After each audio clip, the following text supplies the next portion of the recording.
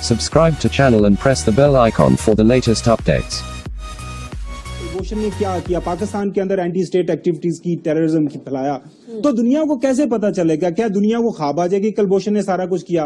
कि पाकिस्तान ने आज की तारीख तक तो कुछ नहीं किया। पिछले साल सितंबर के अंदर हमें बताया गया कि प्राइम मिनिस्टर साहब ने यूएन में गए और वहां पे डोजियर दिया गया secretary general UN general secretary general को। वहां पे जब मैंने कुछ लोगों से बात की, पता चला कि इसका कोई मतलब नहीं है। वहां पे तो या अपने सिक्योरिटी काउंसिल में कहीं लेके गए, वहां पे 2-3 इदारे हैं, एक वहां पे उनके काउंटर टेररिज्म एग्जीक्यूटिव डायरेक्टरेट है, ये यूएन सिक्योरिटी काउंसिल के अंडर काम करता है। उसके अलावा एक और इदारा है counter terrorism international task force, जो कि पूरी दुनिया के अंदर जो एंटी टेररिज्म लॉज हैं, जो फ्रेमवर्क है, पॉलिसी फ्रेमवर्क है, उन पे दुनिया को तो इनपुट देता है, दुनिया से बात करता है। हमने आज तक वो कहीं किसी भी दुनिया के फोरम के ऊपर हमने कलभूषण का इशू हाईलाइट नहीं किया। तो दुनिया को बताने के लिए हमारी जो खारजा पॉलिसी, एक इफेक्टिव खारजा पॉलिसी को हमें फॉलो करना चाहिए। वो तो अल्हम्दुलिल्लाह हमारे पास फॉरेन मिनिस्टर नहीं है, वो प्राइम मिनिस्टर साहब के पास है, वो आपको पता है, उन्होंने अपना कलमदान संभाला हुआ है। उसके साथ साथ अब देखना ये कि अब करना क्या है। देखिए, एक चीज जो हम भूल रहे हैं, India is a huge market economy. पूरी दुनिया का एक टिल्ट है इंडिया की तरफ, अमेरिकन उनके साथ हैं, और चूंकि वो एक मार्केट इकोनॉमी है और दुनिया इंडिया की बात मानती है। अभी भी देखे ना, अभी मैं जब वापस यहाँ पे आ रहा था प्रोग्राम करने के लिए, वहां पे आईपीएल चल रहा है, पूरी दुनिया से प्लेयर्स वहां पे आए हुए हैं।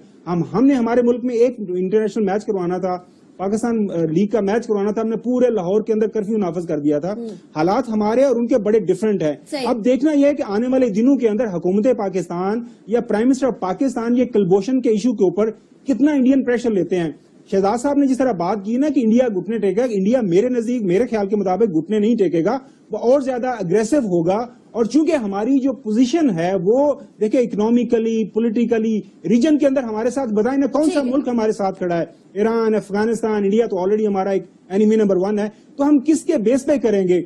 हाँ, चाइना है, चाइना हमें सपोर्ट कर रहा है, लेकिन वही भी किस हद तक करेगा? तो लिहाजा हमें दुनिया के अंदर अगर इस मैसेज को कलभूषण ने जो हमारे मुल्क के अंदर किया बताना है, तो उसके लिए हमें किसी फोरम में ये बात करना पड़ेगी। एक बात तो 100% दुरुस्त कही है खावर साहब ने, वो ये कि इंडिया एक मार्केट इकोनॉमी है, एक बूमिंग इकोनॉमी है, लोगों की नजर एक तरफ है हिलाली साहब, इसमें कोई शक की बात नहीं है। लेकिन इतना भी है हिलाली साहब कि किसी तरीके से भी अगर इंडिया इकोनॉमी है तो वो किसी के ऊपर चढ़ तो नहीं सकता, या फिर एक डिप्लोमेटिक तरीकाकार होता है, उस डिप्लोमेटिक तरीकाकार को साइड पे रखते हुए अपने जासूस भेज रहे, ये भी कोई तरीका नहीं। अगर आप इकोनॉमी है तो इसका मतलब ये है कि आप खित्ते के चौधरी बने हो।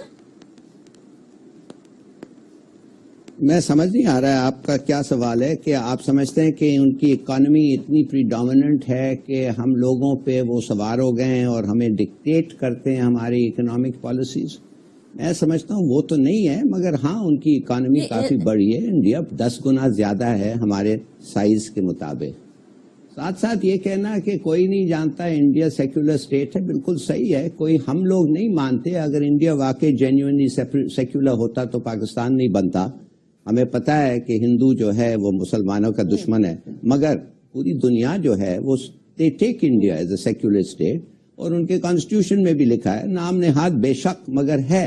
तो अब जब ऐसी चीजें होते हैं, गाय किसी के खाना आके खाता है, तो अगर गाय को आप हाँक दें तो उसके बाद वो आके आपको मारते हैं लोग। यू नो, इट शोज कि ये बड़ा ये सेक्युलरिज्म, सो कॉल्ड सेक्युलरिज्म इतना डीप नहीं है।